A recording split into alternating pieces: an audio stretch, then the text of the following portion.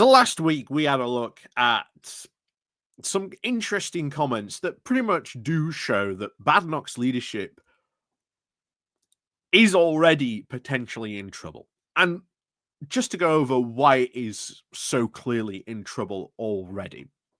First things first, so far, still at this moment, she has set out no concrete policy. She has not set out what she intends to do. She talked a big game during the Conservative leadership contest, but bear in mind, they all talked a big game. No policy was discussed. There was still no acknowledgement about why they lost the last general election, why it was lost so badly, the policies that they enacted which led to their loss. You know, Boris Johnson, Liz Truss, all that stuff still not mentioned. Why? Because we've said it, I don't know, countless times on this channel. The current Conservative Party, as it is ideologically fixed on this free market fundamentalism. And as far as they are concerned, this ideology should be working. It is wonderful. You know, how wonderful our ideology is. And when we do this and go with these policies, it'll be, rainbows and puppies for everyone. The problem is, as of course, reality, as it always tends to be with these ideologues. When reality sets in, when the fact that they've been in for 14 years in power, and yet, did they have a good 14 years in power? No, they didn't. They had a terrible 14 years in power. They lost in a very big way because of those 14 years. But they cannot admit that their policies or anything like that was what was at fault. Instead, no, we've seen Kemi Badenoch, as she does in this Washington speech that she gave, she blames the woke blob. She blames, liberalism has now seeped into every corner of our society that we need to. She even quotes Javier Milei from Argentina that, we need to sort of update the word economic socialism because it is seeped in to all, corners of society. Bear in mind, I think anyone who quotes Javier Milei should basically have to turn around and be asked the question, so will you be, going to your local clairvoyant to get some economic advice from Javier Milei's dead dog? And again, that is real. That should be hammered home to anyone who even quotes or says that this guy is some sort of economic genius. Honestly, Argentina at the moment is not in the best position. Let's face it. Poverty sky high. All these governmental jobs, he's sacked off all these governmental workers. They're not happy now. He's got rid of all bus subsidies in one of the most densest cities in the world where lots of poor people relied on those buses to be able to get around, go out and do their jobs. That's now gone. Inflation, all-time high, trying to dollarize the currency. Well, Biden and even Trump is not going to turn around and order the Federal Reserve to print more money for Argentina. No country would do that. That would be an insane thing to do. Although, bear in mind, Donald Trump next. So I don't know. Maybe. But this speech that she gave did not go down well, shall we say, on Conservative Home, especially in the comments, which is what we are going to look at today. Like I say, this speech, quite frankly, nonsense. It is your typical culture war, nonsense, stuff.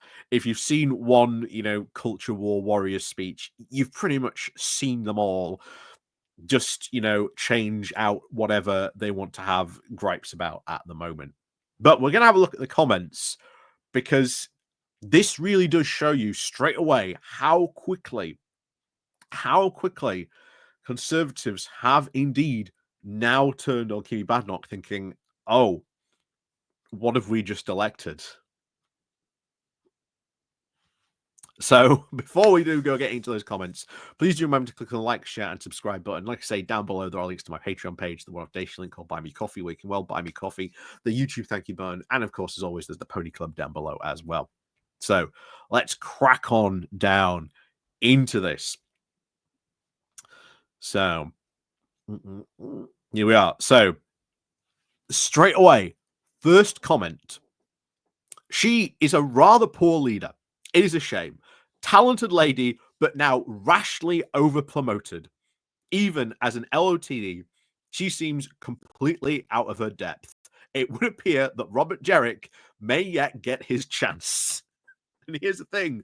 Jerrick wouldn't be doing a good job either. If you think Jerrick would be somehow be doing a good job, oh no, Jerrick would be just doing as worse a job as Kemi Badenoch, because they've got no idea where they're going, what they're going to do. But they know their ideology tells them go in this direction and things will be fine. But when things aren't fine, this is where the, discontent, sort of starts to creep in. This other guy then says, not a single word on people importation, just absolute waffle about the abstract concept of culture divorced from the people that, in the reality, make it. People make culture. People change the culture. Change the culture.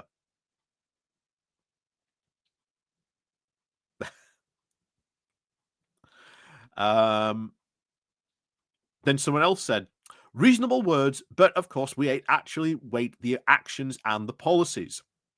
And people are starting to notice, Kemi Badenoch doesn't actually have any policies yet. KB, of course, declined to denounce the Windsor Framework, thus now indicating her support for unequal citizenship and a flawed Brexit. I want to succeed, but I doubt now her commitment to telling the truth and learning lessons. Yep. Someone else says, there needs to be now a much better explanation of how the Conservative Party supported, tolerated, funded, and even encouraged changes to the state administration, the law and policy on the whole woke and regulatory agenda. Because, believe it or not, regulations are good. Regulations are good. Whenever conservatives talk about regulations, they talk them in the most abstract idea. They never get into like the detail about which regulation exactly they want to get rid of or which one they want to just, delete. So it continues. Why did, of course, the Conservative Party think that it was entitled to deny the British people a full Brexit? Well, here's the thing. At the referendum, remember, this full Brexit option wasn't offered. That's not what Leave was selling people. Leave was selling people all kinds of different ideas of what Brexit could be. And instead, of course, after the referendum, maybe stopping, having a breath, and thinking about what the British people have maybe just voted for, by a very slim majority, so that could be have that conversation. No, the hardcore Brexit headbangers took over, took control of the party, and ended up with the mess of Brexit that you have. So that very one that you were complaining about is, the exact Brexiteers like Kemi Badenoch who complain about this. So why did they think it was okay to increase regulation, APU policies, and import masses now of low-skilled, increased taxes and state spending and borrowing? The whole gamut of damage. Because they aren't honest with people about the economy. We need immigration. Alistair Campbell, as he pointed out in Question Time recently, as he said, when he was young, it was 20, young people in work for every, OAP. Now it's 3. We need immigration. That is what people and politicians have to be honest about, that, we need immigration. We have an aging population. Our birth rate is decreasing. We need to sort of, import these people, like it or not. If we don't, we're going to run into huge problems. And of course, this is where the whole nonsense about hating immigration, etc., the economic realities, We have to have regulation now if we want to sort of continue, trading with our largest partner. If not, that means, companies then cannot trade with like the EU, which makes it even worse for businesses. We've seen very recently, I can't remember what the name was now, but they were a big company here in the UK and they've been expanding. And now when they're looking to expand, they're like, well, if we're going to expand, we're going to have to go build a factory in the EU because there's no point expanding the factory here in the UK. It needs to be in the EU. So that's jobs that could have been here that we're now sending to the EU because of Brexit. Again, these things aren't talked about because why? Tories ideology. We do Brexit, everything is going to be, fantastic, wonderful. But it's not because reality comes knocking.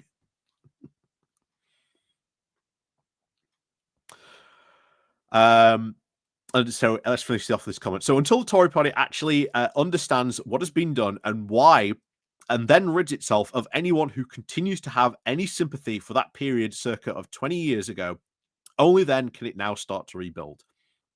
And yet he's just saying, right, you need to double down on all the nonsense, all the ridiculousness, go even more hard right on that.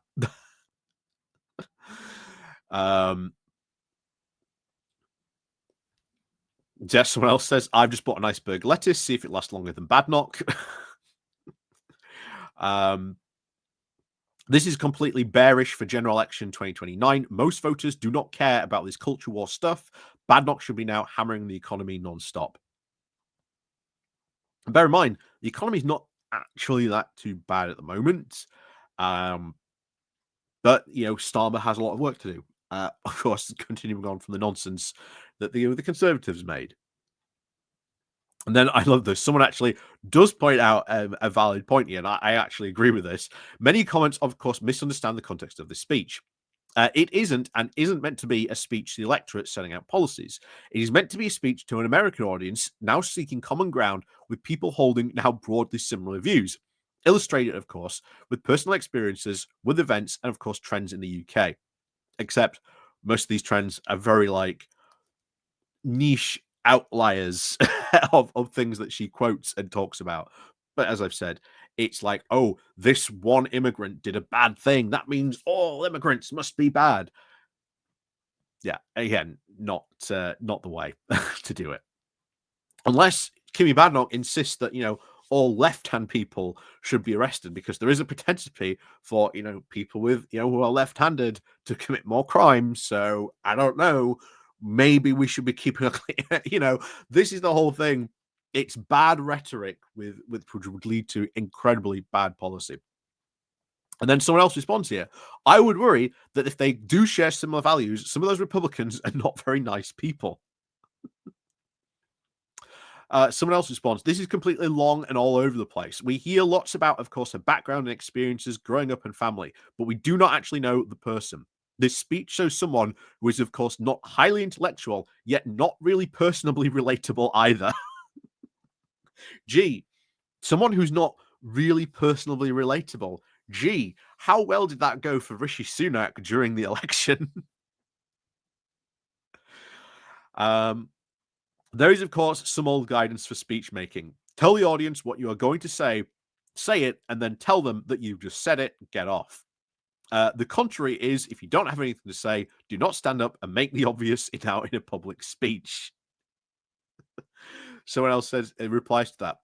A very perspective post. Badenoch is, of course, the worst of all worlds. She is not relatable, has no policies, and can't see the electorate now warming to her.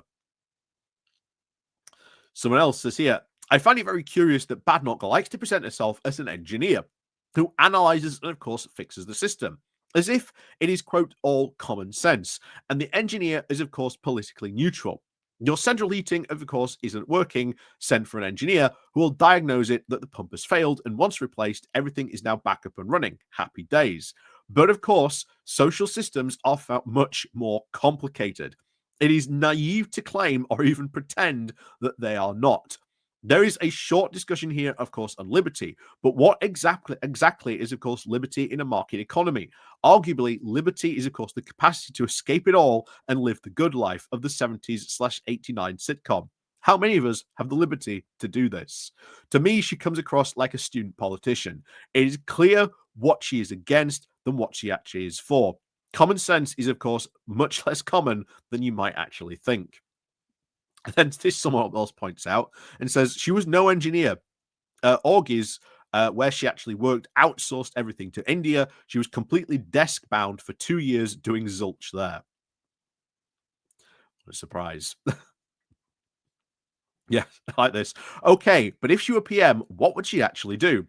Someone else responds, just tell us over and over again that she's an engineer who analyzes the system and grew up in Nigeria under a dictatorship when nothing worked. And then, of course, seek to govern on the basis of, quote, common sense. Well, common sense would dictate if Brexit has done so much damage, you would undo it. But there you go. Yeah. Someone else points out here complete esoteric nonsense by Badenoch when voters have other now mundane problems. What are our policies that would actually, of course, be very different from Sunak? How would she actually make voters' lives better? Again, she can't do it. She can't say it because she knows she would be absolutely ripped apart by her own parties. The Tory civil wars would start all over again the second she starts to actually talking about policy. Someone else says here, I think Badenoch now has the same problem that Sunak did. It doesn't matter what she says, even if she's right on a few points, because nobody much is listening. In a very noisy social media era where narratives are now built on mostly short statements and online momentum, the set speech, whether even from Starmer or Badenoch, is just not very effective. Again, very true.